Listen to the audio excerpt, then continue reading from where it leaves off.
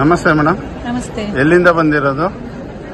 ಹರಿಹರಪುರ. ನಿಮ್ಮ ಹೆಸರು? ಸುವರ್ಣಕೇಶವ ಅಂತ. ಇಲ್ಲಿ ಬಂದ ಹಾಕೋ ಉದ್ದೇಶ? ಇಲ್ಲಿ ಮಂತ್ರಾಲಯಕ್ಕೆ ಬಂದ್ರ ಹಾಕೋ ಉದ್ದೇಶ ನಮಗೆ ಒಂದು ಗುರುಗಳ ಆಶೀರ್ವಾದ ಸಿಕ್ಲಿ, ದೊಡ್ಡ ದೊಡ್ಡ ರಂಗೋಲಿ ಬರೆಯೋಕ್ಕೆ ಶಕ್ತಿ ಬೇಕು, ಗುರುಬಲ ಬೇಕು, ಹಾಗಾಗಿ ಆಶೀರ್ವಾದ ಸಿಕ್ಲಿ ಅಂತ. ಎಲ್ಲೋ ಮಾಳೂರು ಅನ್ನುವಲ್ಲಿಗೆ ಗುರುಗಳು ಬಂದಿದ್ರು. ಆಗ ನನ್ನ ಪರಿಚಯ ಹೇಳಿದ್ರು, ಇವರು 5 ಎಳೆ ರಂಗೋಲಿ ಬರೀತಾರೆ ಅಂತೆಲ್ಲ ಹೇಳಿದ್ರು. ಆಗ ಗುರುಗಳು ಒಂದ್ಸಲ ಮಂತ್ರಾಲಯಕ್ಕೆ ಬಂದು ಸೇವೆ ಮಾಡಮ್ಮ ಅಂತ ಹೇಳಿದ್ರು. ಹಾಗೆ ನಾನು ಅಲ್ಲಿ ಪ್ರೇಮಕ್ಕನ ಹತ್ರ ಹೇಳ್ತಾ ಇದ್ದೆ, ನಾವು ಒಂದು ದಿವಸ ಹೋಗೋಣ ಅಂತ. ಅವರ ಆಶೀರ್ವಾದದಿಂದನೇ ನಾವಿಲ್ಲಿ ಬಂದಿದ್ದೀವಿ.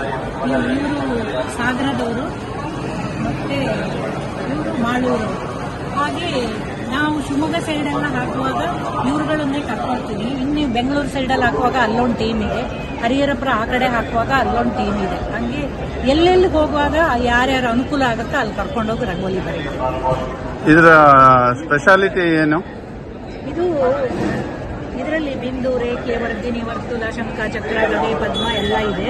ಈ 5 ಎಳೆ ಇದರಲ್ಲಿ ಕಾಣುತ್ತಲ್ವಾ, ಅದೆಲ್ಲ ಏಕಕಾಲದಲ್ಲೇ ಬರೆಯೋದು.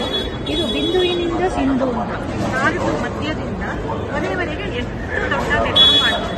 ನಾನು ಸಾಧಾರಣ ನನ್ನ ಟೀಮ್ ಅವರು ಬೆಂಗಳೂರಲ್ಲಿ ಒಂದ್ಸಲ 180 ಅಡಿ ರಂಗೋಲಿಯನ್ನ ಮಾಡಿದ್ವಿ. ಅದೇ ಲಾಸ್ಟ್. ಗುರುಗಳು ಬಂದು ನೋಡಿದ್ರಾ? ನಿನ್ನೆ ಅರ್ಧ ರಂಗೋಲಿ ಆಗುವಾಗ ಬಂದಿದ್ದಾರೆ ರಂಗೋಲಿ ನೋಡಕ್ಕೆ. ಆದ್ರೆ ನಾವು ಈಗ ಈ ಬಿಸಿಲಲ್ಲೂ ಕಾಯ್ತಾ ಇರೋದು ಗುರುಗಳು ರಂಗೋಲಿ ನೋಡಿದ್ರ ಮೇಲೆ ಹೊರಟು ಹೋಗೋಣ ಅಂತ ಒಂದು ಆಸೆಯಿಂದ ಕಾಯ್ತಾ ಇದ್ದೀವಿ. ನಮಸ್ತೆ ಮೇಡಮ್. ನಮಸ್ತೆ ಸರ್.